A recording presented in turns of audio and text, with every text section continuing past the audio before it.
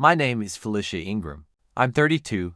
Last Saturday, I stood on my parents' porch in Ridgemont, Ohio, holding a battered suitcase and a story I'd rehearsed on the entire flight from Charlotte. I was about to ring the doorbell when I heard my mother's voice drift through the screen door talking to the neighbor, Mrs. Patterson.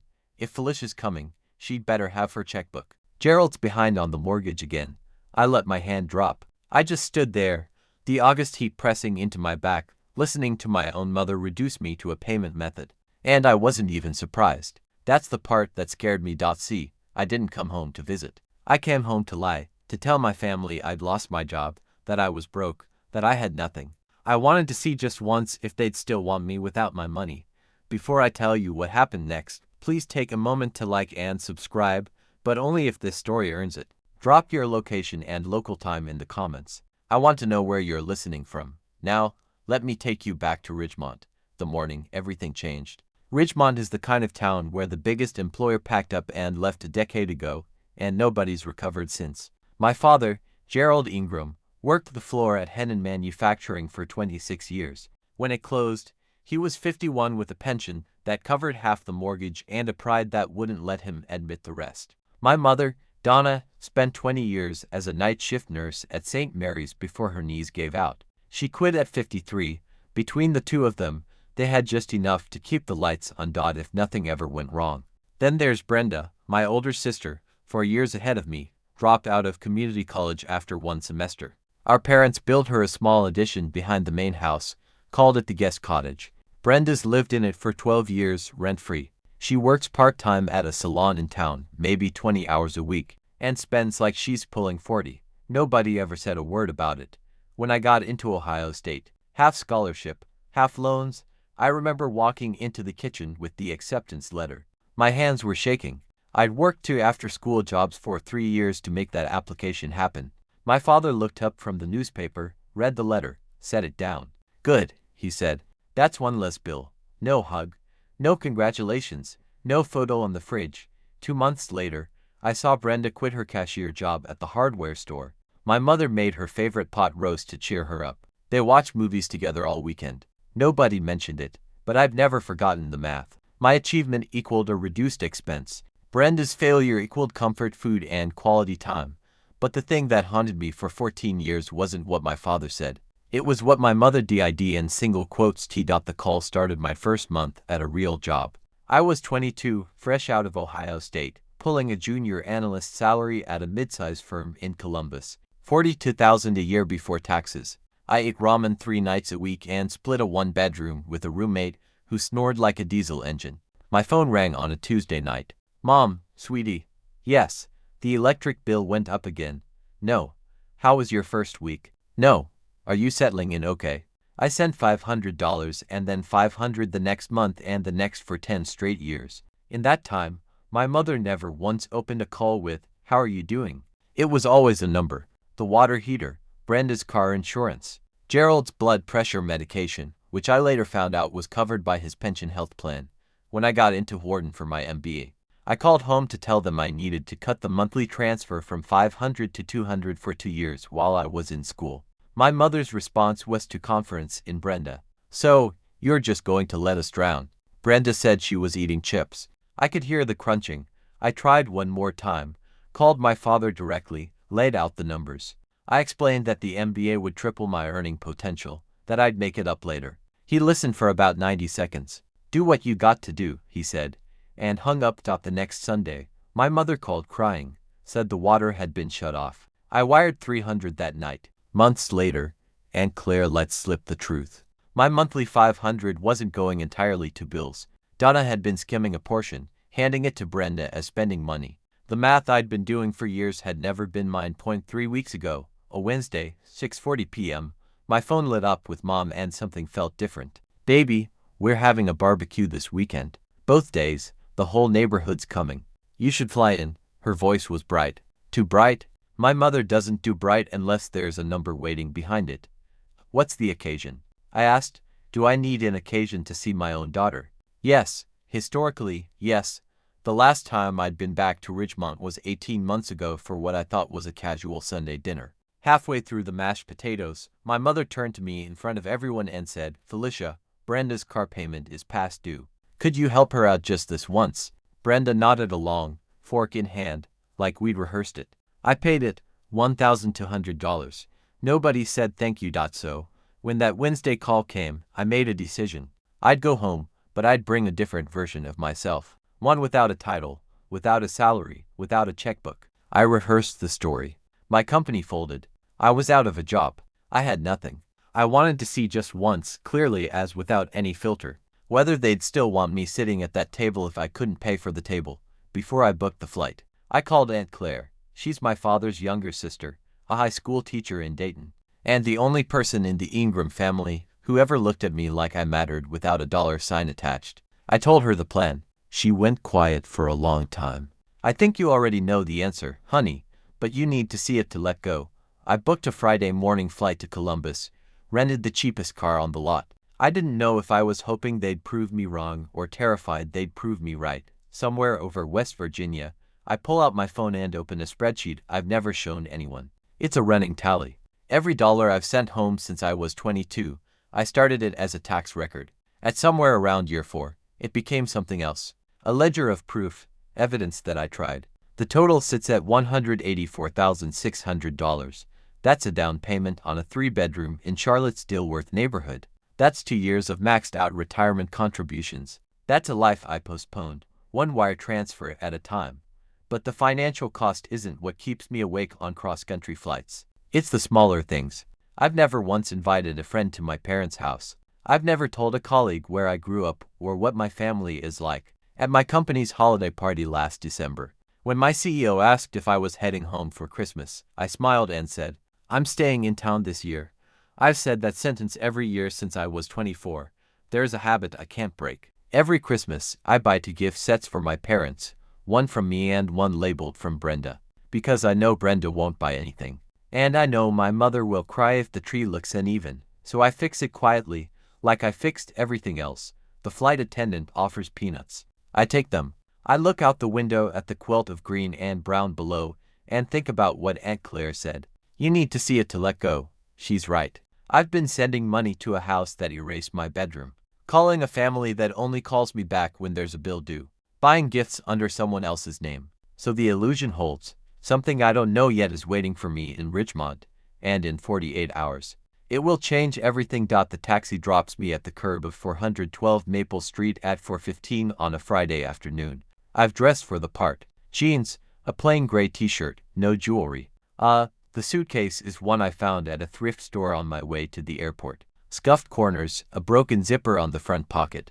Every detail matters. If I show up looking like a CFO, this test is over before it starts. The front yard hasn't changed. Same cracked walkway, same crooked mailbox Gerald swore he'd fixed 6 years ago. Brenda's car is in the driveway, a white Nissan with a dented bumper. My parents' Buick sits beside it, paint peeling along the hood.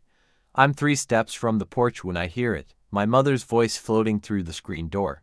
If Felicia's coming, she'd better have her checkbook. Gerald's behind on the mortgage again. Mrs. Patterson's voice follows.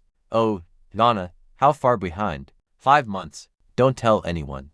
I stop. The suitcase handle bites into my palm. 5 months. Nobody told me. I swallow it. Press the doorbell. The screen door swings open. My mother stands in the frame, dish towel over one shoulder, and her eyes do that thing they always do. They skin head to toe. She's not checking if I'm healthy. She's appraising.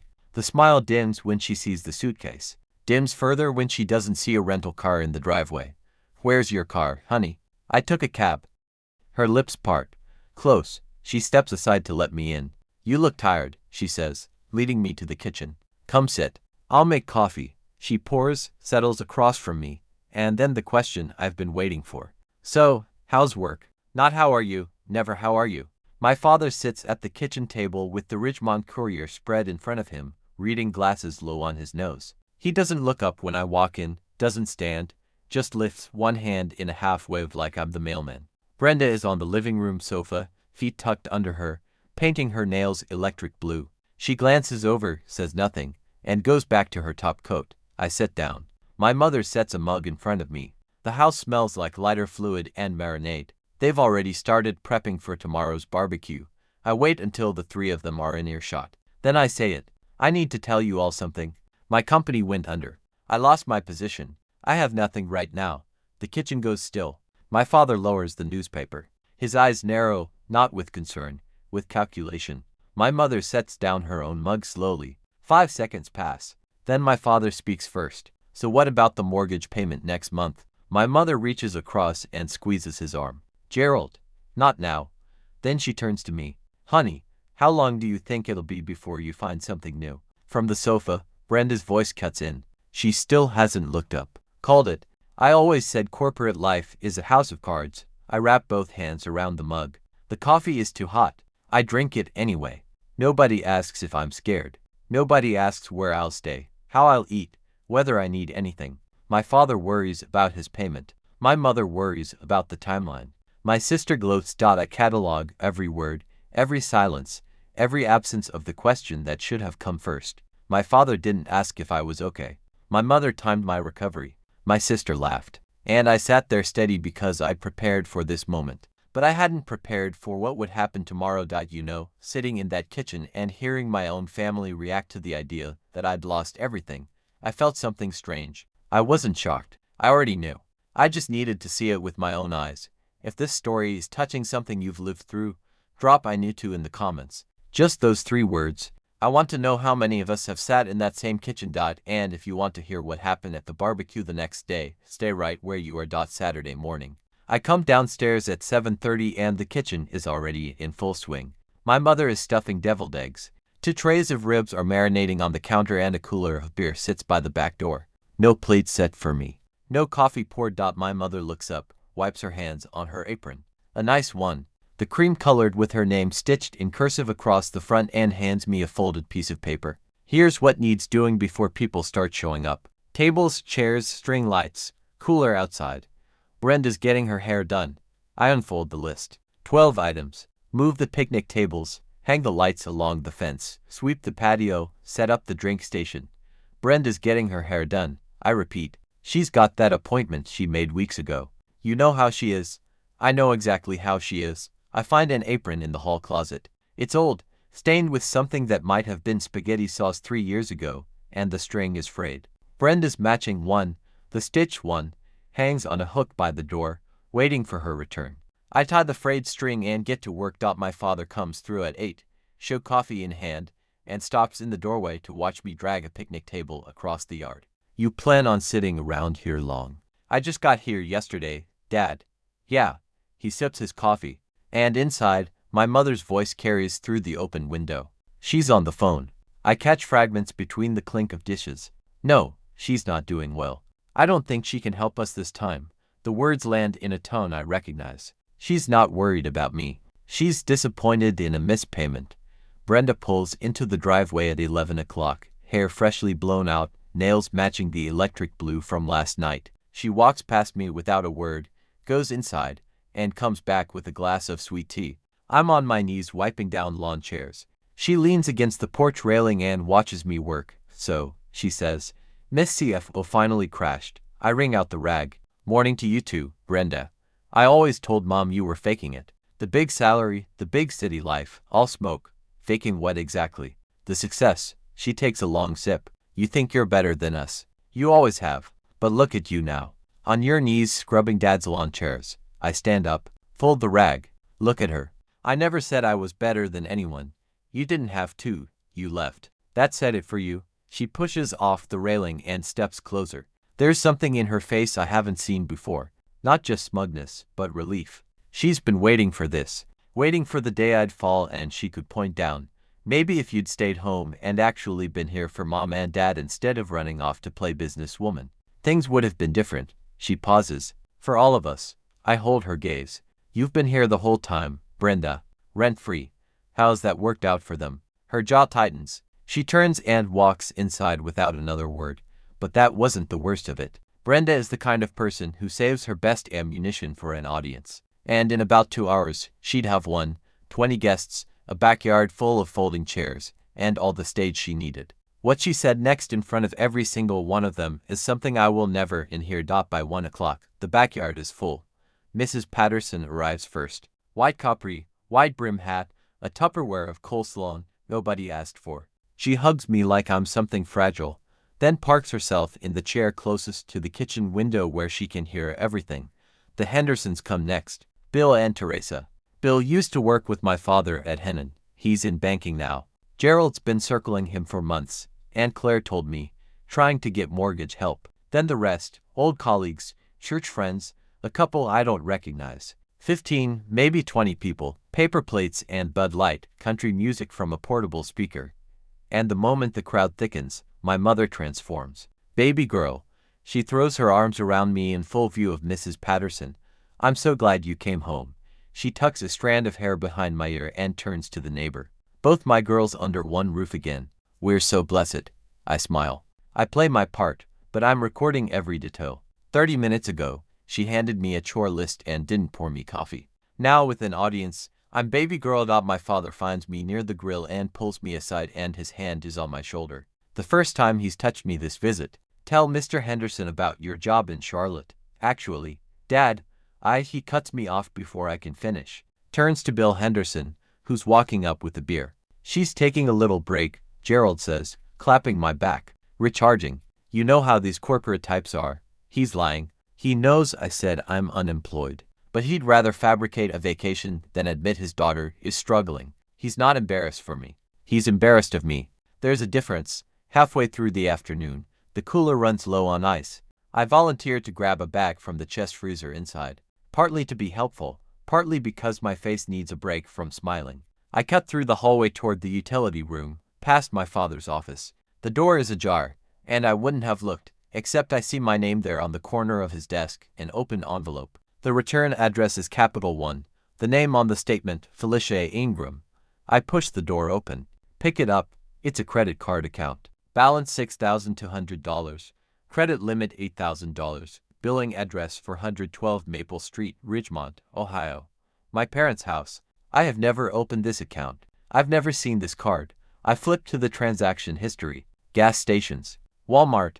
A nail salon on East Main. Brenda's Salon. A furniture store in Columbus. Monthly minimum payments sometimes skipped up. My hands are steady. I make them steady.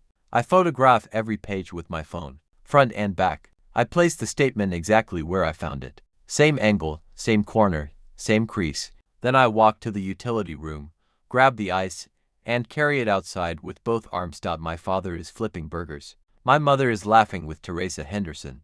Brenda is showing someone pictures on her phone. They look like any other family on any other Saturday. $6,200. It isn't the largest number in this story. Not even close. But it's the one that rewrites every chapter before it because it proves something I'd only suspected. My family didn't just treat me like a financial tool. They turned me into one, literally on paper, without asking, without telling, without a single moment of hesitation. And I'm standing in their backyard, holding a bag of ice, smiling. I settle into a lawn chair near the fence, paper plate balanced on my knee, and Mrs. Patterson materializes beside me like she's got radar for open seats. Felicia. Honey, you look thin. Are you eating enough up there in Charlotte? I'm fine, Mrs. Patterson. Just busy. She nods. But she's not here to talk about my diet. Mrs. Patterson has run the unofficial information desk of Maple Street for 30 years, and she's got the look. Head tilted, voice dropped, eyes doing that sympathy skin she reserves for the juicy stuff. I have to tell you, she says, leaning in. Your daddy nearly lost this house last spring. I keep my expression neutral. What do you mean? 5 months behind on the mortgage. 5. The bank sent people out here and everything. Your mama was crying about it at church. Pastor Davis almost took up a collection. I had no idea. Well, they got extra time somehow. But I thought, sure, you knew, I said to Bill Patterson. Surely Felicia knows. Your mama tells everyone how well you're doing.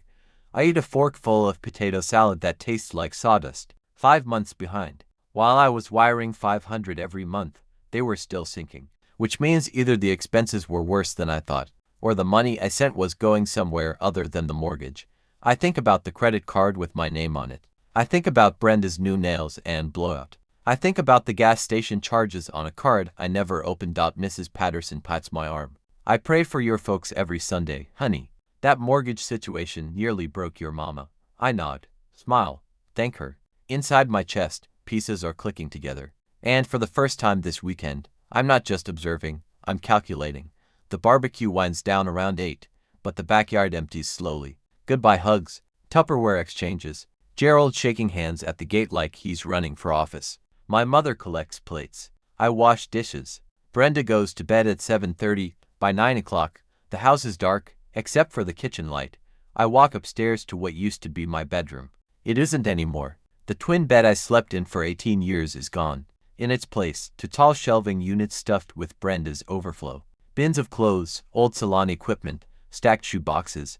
A folding cot has been set up in the corner with a flat pillow and a quilt that smells like the garage. They didn't even pretend.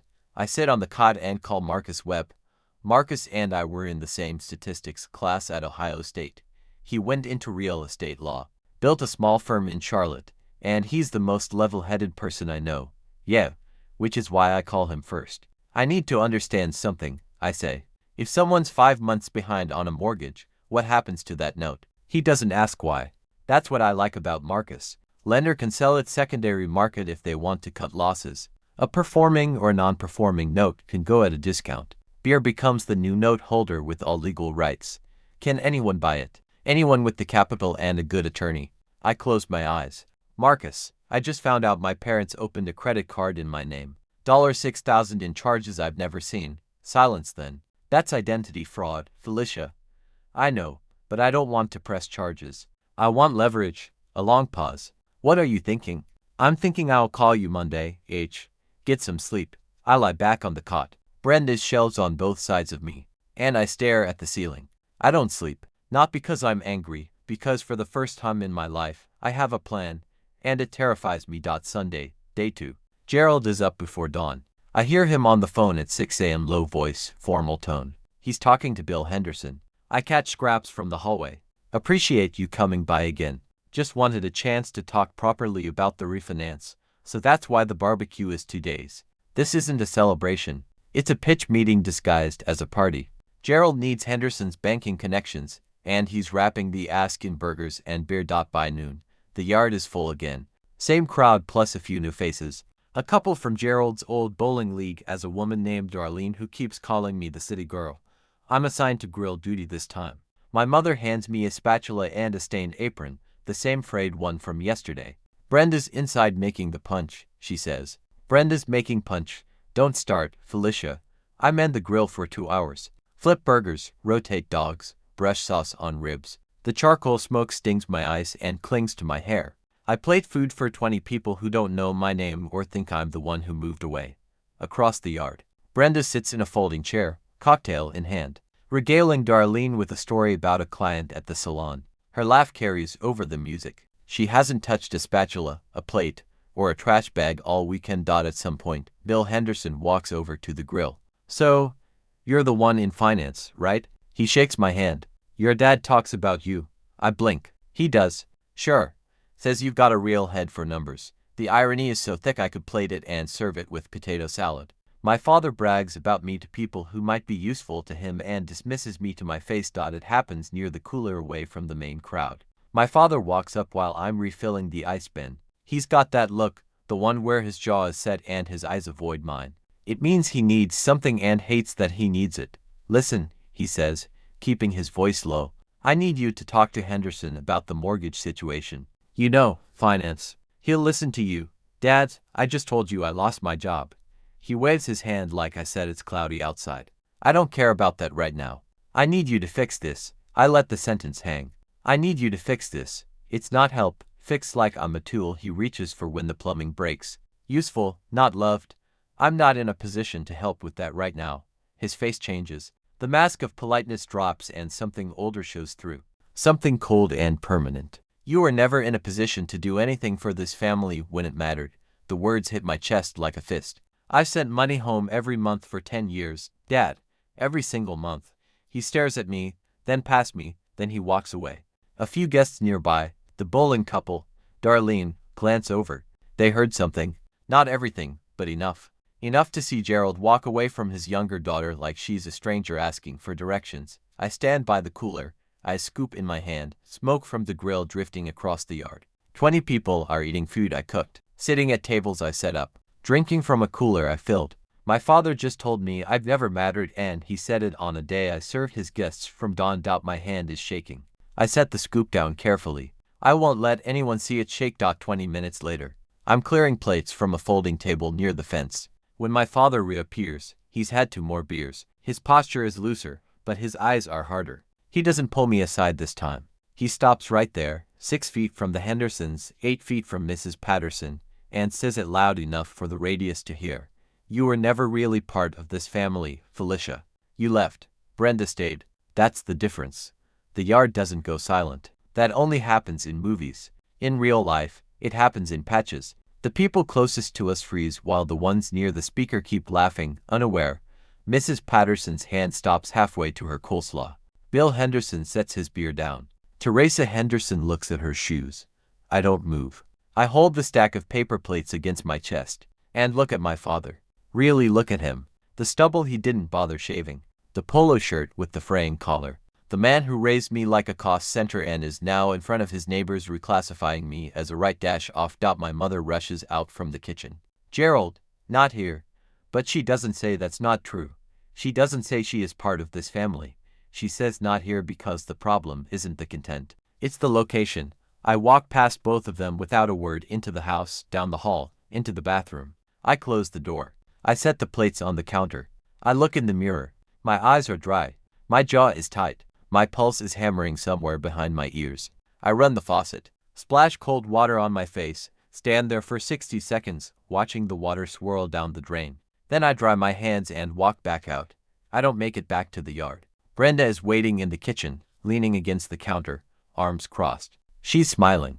That specific smile, the one that shows too many teeth and means she's about to enjoy something at my expense. See, she says. Dad finally said what we all think. Brenda. Stop.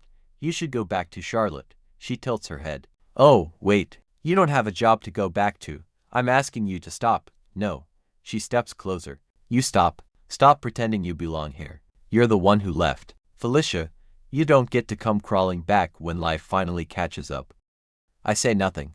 She waits for a response, doesn't get one, and decides the kitchen isn't a big enough stage. She turns and walks out the back door. I follow as far as the screen and watch through the mesh. Brenda crosses the yard to where the main cluster of guests is gathered. The Hendersons, Mrs. Patterson, Darlene, Gerald's bowling friends. She picks up her cocktail, takes a sip, and speaks at a volume designed to carry. Don't feel bad for her. She always thought she was too good for Ridgemont. Karma's just doing its job. A few people laugh. Short, uncomfortable laughs, the kind people use when they don't know what else to do. Darlene raises her glass. The bowling couple exchange a glance. Mrs. Patterson doesn't laugh. She shakes her head slowly, but folds her napkin and sets it on the table. Bill Henderson looks at his wife. Teresa mouths something I can't read. I stand behind the screen door. Smoke from the grill curls across the yard. The speaker plays a song about summertime. Brenda thinks she just won. Everyone out there thinks I'm finished, but there's something none of them know. Not my parents, not my sister, not a single person in that yard. And it's sitting in my phone ready. Sunday night. The house is quiet. The last guest left 2 hours ago. I sit on the cot in what used to be my bedroom. Door locked. Brenda's shelves pressing in on both sides. The quilt smells like mothballs and I don't care. I dial Aunt Claire. She picks up on the first ring like she's been waiting. I tell her everything.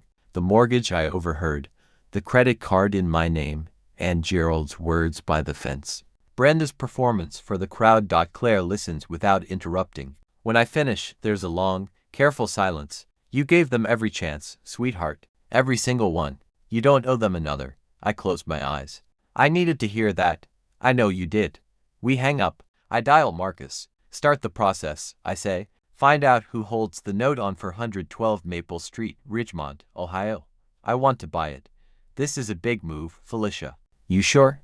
They opened a credit card in my name without telling me. They called me worthless in front of 20 people. My father said I was never part of this family. I pause. Yes, Marcus.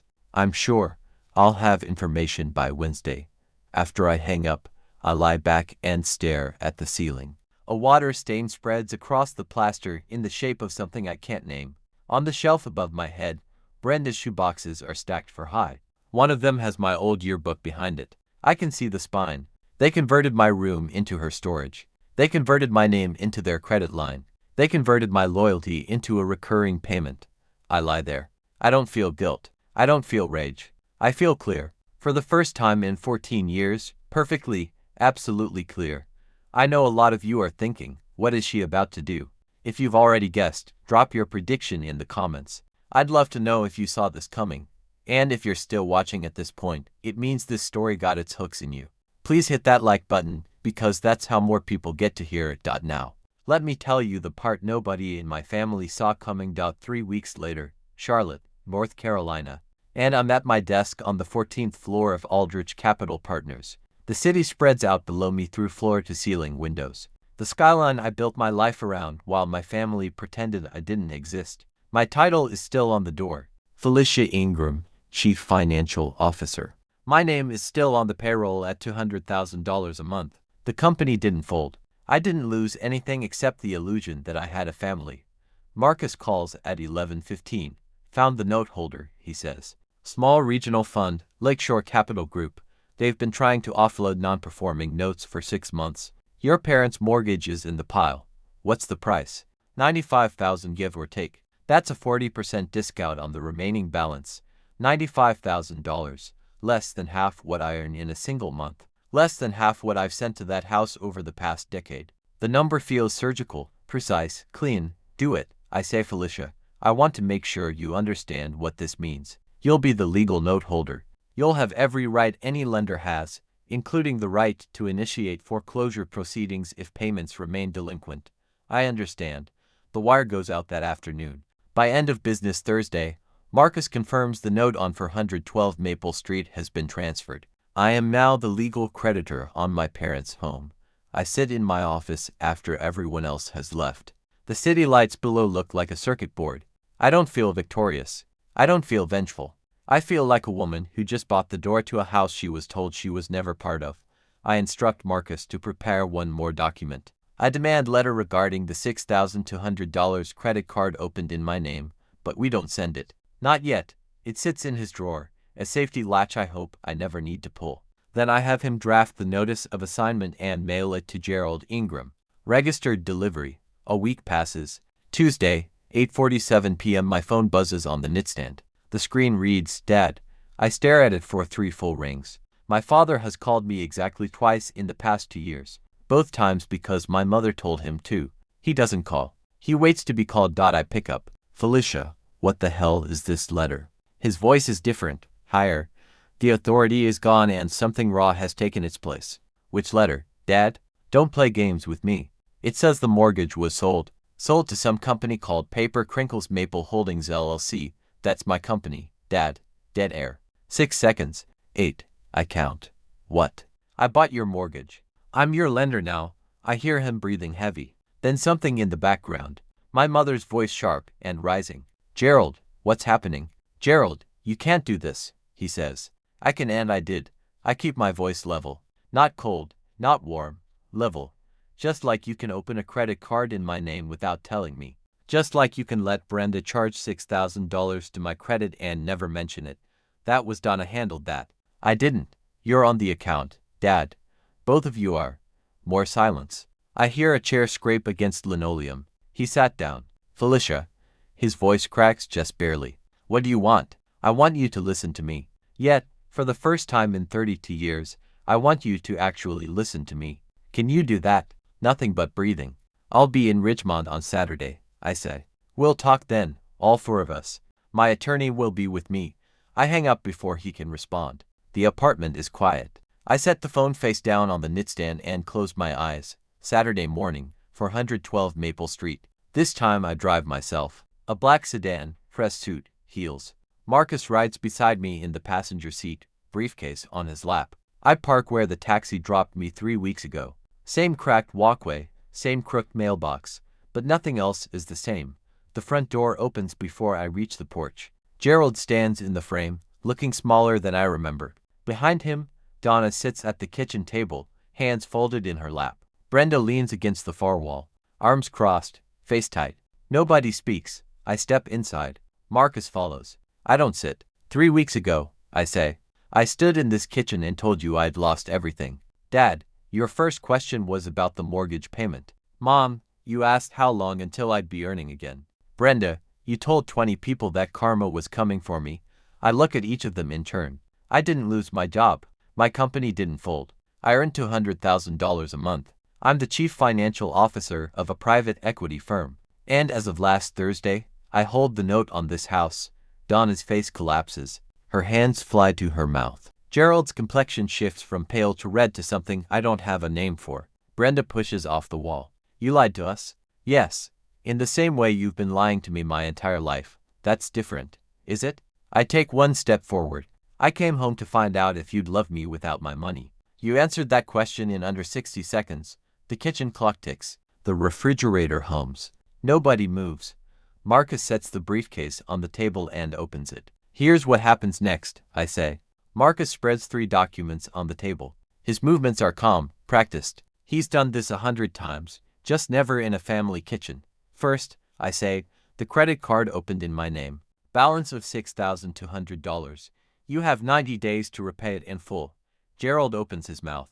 Marcus speaks first. We have the statements, Mr. Ingram.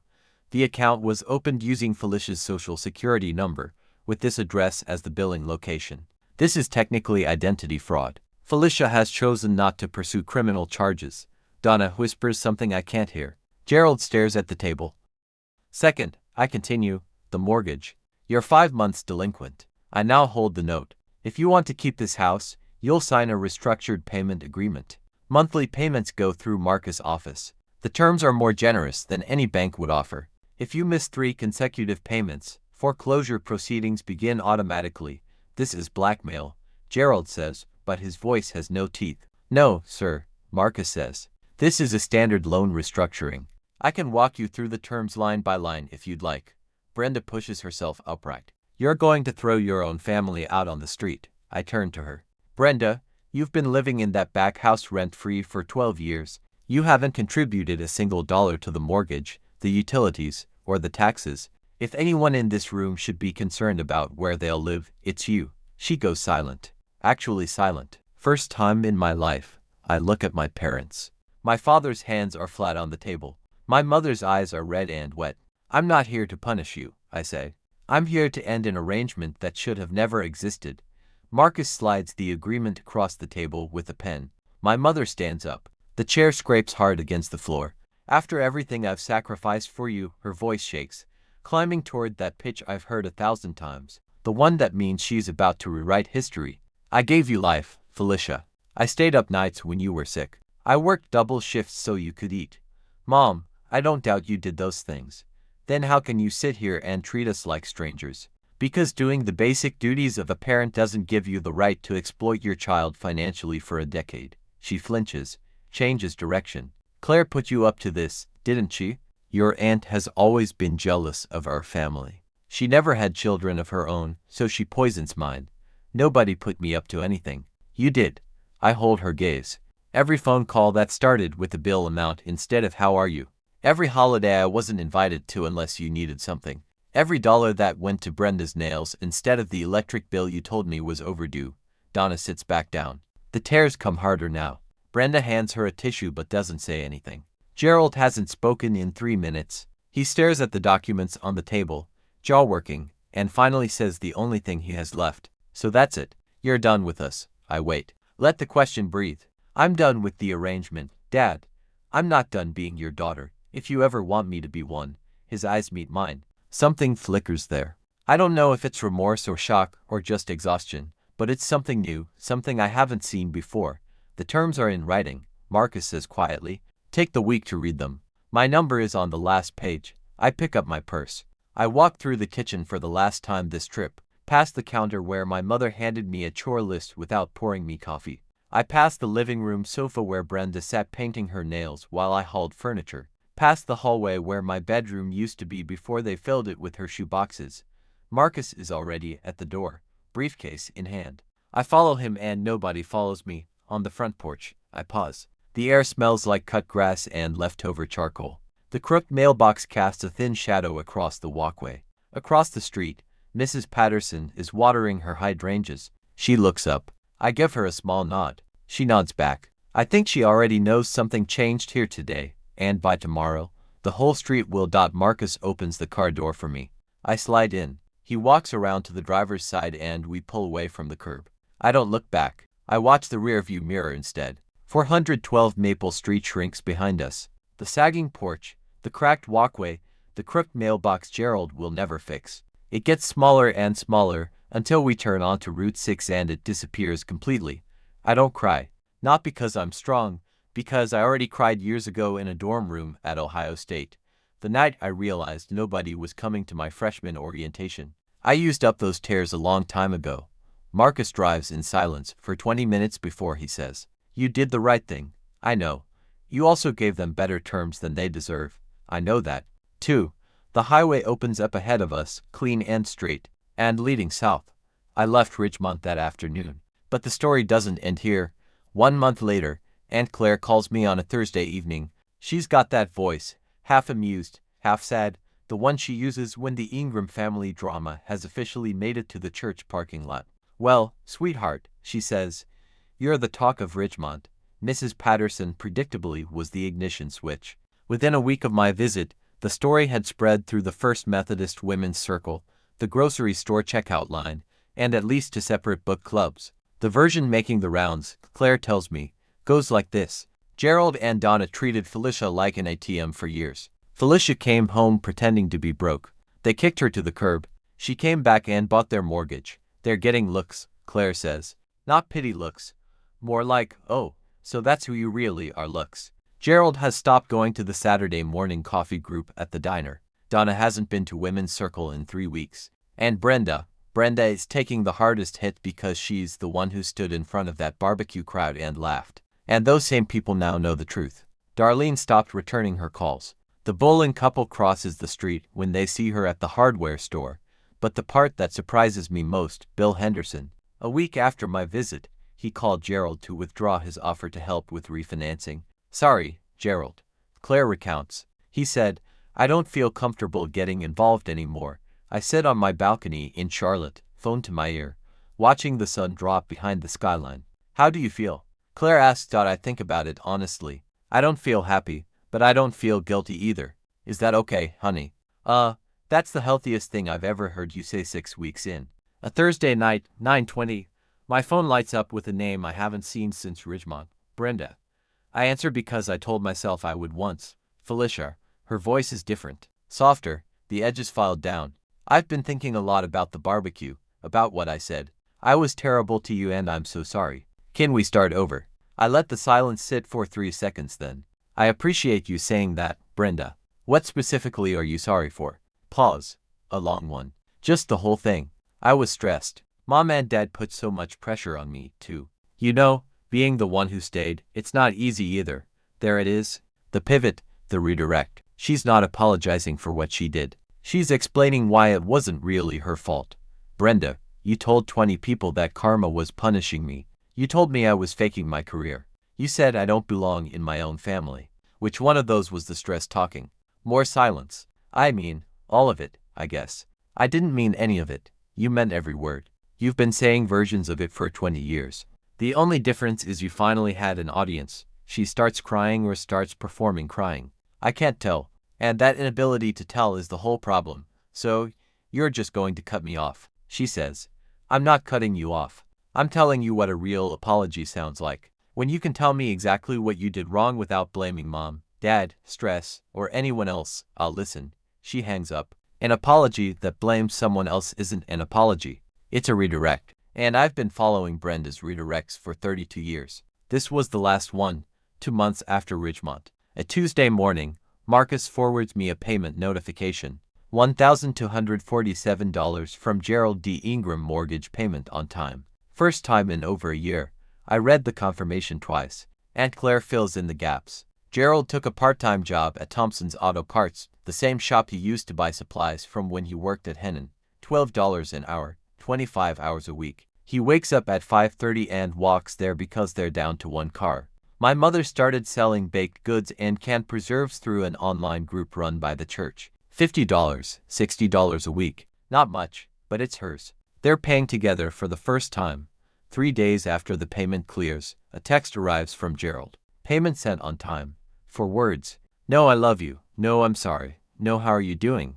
Just a transaction confirmation from a man who's only ever spoken in transactions. I look at the message for a long time. I don't respond, but I don't delete it either. I move it to a folder I've labeled maybe. Claire calls that weekend. Don't expect miracles, sweetheart. But don't close the door either. Just keep the deadbolt on. I will. One more thing, she adds. Your father told Brenda she needs to start paying rent on the back house. $300 a month starting next month. I sat down my coffee. He did what? You heard me. 12 years of free rent, and he finally asked. Brenda threw a fit. Donna tried to intervene. Gerald held firm. First time for everything. Maybe the last time, too. I don't know yet. But the deadbolt stays on and the door stays closed. And behind it, something might be shifting. November, Charlotte. For the first time in 8 years, when someone at the office asks, plans for Thanksgiving? I don't lie. I'm spending it with a friend, I say. And it's true. Marcus and his wife, Janine, invite me over. Their house in Valentine smells like roasted turkey and cinnamon. Their daughter, Lily, 3 years old, hands me a crayon drawing of a purple dog and says, "This is for you because you look sad."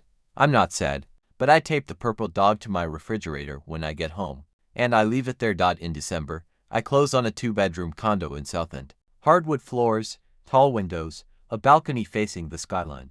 But the down payment is exactly what I would have saved if I hadn't wired $184,600 to a house that erased my bedroom. The first night in the new place, I sit on the couch, my couch in my home, bought with my money, and I eat takeout pad thai and drink a glass of wine and listen to the city hum below me. It's quiet, it's mine, and for the first time, being alone doesn't feel like being abandoned. It feels like breathing. My phone buzzes. A text from Donna. Thinking of you, baby. 4 words. No dollar amount attached. No bill mentioned. No request disguised as affection. Just 4 words. I stare at the screen. The cursor blinks. I think about typing something back. I think about a lot of things. About coffee she didn't pour. About aprons with someone else's name stitched on them. About a bedroom that became a closet. I set the phone down and I don't reply. But I don't delete it. Maybe tomorrow, maybe next month, on my terms. I take another sip of wine and watch the city lights flicker. I don't tell you this story so you'll think I'm tough. I'm not. I spent 14 years sending money to people who never asked how I was doing, and I told myself it was love. Tough people don't do that. Hopeful people do. I tell you this because I need you to know something. You are allowed to love someone and still refuse to let them hurt you. Those two things don't cancel each other out. For most of my life, I thought setting a boundary meant ending a relationship. I thought saying no to my parents meant I was ungrateful. I thought walking away meant I was the problem. It took a barbecue, a credit card I never opened, and my father telling me I was never part of the family in front of 20 witnesses to understand the truth. A boundary isn't a wall. It's a door with a lock. You decide who gets a key. And more importantly, you decide who has to knock first. I didn't buy my parents' mortgage to hurt them. I bought it because it was the only language my family ever understood. Money. You can't change the rules of a game, but you can decide which side of the table you sit on. Do I hate them? No. I hate the version of myself who accepted the way they treated me for so long. The one who kept wiring money, hoping that the next $500 would be the one that finally made them see me. That version of me is gone. The one standing here on her own balcony in her own city, drinking her own coffee at 7 in the morning. She doesn't need anyone's permission to exist. And neither do you. 6 months after Ridgemont. Here's where things stand. My father has made every mortgage payment on time. 6 for 6. Marcus confirms each one. Same amount, same date, never late. Gerald sends a text after every payment. 4 words. No variation. Payment sent on time. He hasn't called. He hasn't apologized. But he hasn't missed. And maybe for a man who spent 61 years speaking only in transactions, that's the closest thing to I'm trying. He knows how to say. My mother texts every Sunday morning. Short messages. Beautiful day here. Or made your grandmother's peach cobbler. Or just love you. No requests, no bills, no guilt. I haven't responded to any of them yet, but I read every one. So Brenda is a different story. She hasn't contacted me since the phone call. Claire says she's paying the $300 a month in rent to Gerald grudgingly, loudly, with a running commentary about how unfair everything is, but she's paying. She and I may never talk again. Or we might years from now in some unrecognizable version of the future. I've stopped trying to predict it. Last weekend, Aunt Claire flew to Charlotte and we had dinner at a place with cloth napkins and a wine list. We laughed more in 2 hours than I've laughed in the past 2 years. At the end of the night, walking to her hotel, she stopped and grabbed my hand. "I'm proud of you," she said. "Not because you won, because you stopped playing a game that was rigged from the start. I don't know where this goes. I don't know if forgiveness lives at the end of this road, or if the road just leads to a quiet place where I'm okay either way. But for the first time, I'm not afraid to find out. If you're in a family where you only have value when you can give, let me tell you something that took me 32 years to learn. That's not love. That's a transaction. And you don't owe compound interest on being born. You don't need to buy a mortgage to set a boundary. You don't need a law degree or a six-figure salary or a dramatic reveal at a barbecue. You just need one sentence. I deserve to be loved without conditions. Try saying it out loud right now. Wherever you are, on the bus, in bed, on a lunch break, in a parked car, say it once. It feels strange the first time, like wearing a coat that's one size too big, but you'll grow into it. I grew into it. My name is Felicia Ingram. I'm 32 years old. I'm the CFO of a firm that manages more money than my hometown's entire annual budget. And the most valuable thing I own isn't the mortgage note or the condo or the corner office. It's the ability to sit alone on my balcony on a Tuesday morning drinking coffee I made for myself, looking at a skyline iron and feel no guilt, no debt, no obligation to pick up a ringing phone just because the caller shares my last name. My phone buzzes. I look down. Dad. I look at it for a while, take another sip of coffee. The steam curls up and fades into the morning air. Maybe I answer tomorrow. Maybe next week when I'm ready. But today is mine. Thank you for staying until the end of this story. It means more than you know. Then if you've ever set a boundary with someone you love, type "my turn now" in the comments. And if you're still working up the courage, type "not yet, but soon." I read every single one. If this story hit home, please like, subscribe, and check the description for more stories like this one. Every story on this channel carries the same message. You deserve to be loved the right way. I'll see you in the next one. Take care of yourself.